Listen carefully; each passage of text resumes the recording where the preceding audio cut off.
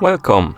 In front of me I have ZTE smartwatch live, and I'm gonna show you how to change the language on this watch. Before we start, if you want to change the language on this watch, your watch needs to be paired with a phone via the ZTE application. Once the devices are paired together, we can continue. And now we can open the ZTE application on the phone that is paired with our watch. After you open the application, you should see the home screen. Now find the device icon right here at the bottom of the screen and tap on it to open the device page. And on this page, you should see your ZTE Watch. It should say connected.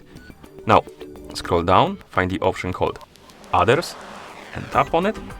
And here find the option called Language and select it. This will open the list of languages. And as you can see, we can scroll through this list by swiping up and down on the screen. Now find the language you would like to use on your watch, tap on it to select it, and then tap on the done option or button to confirm.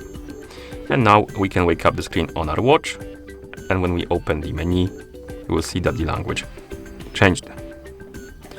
Let's bring it back to English quickly, like this.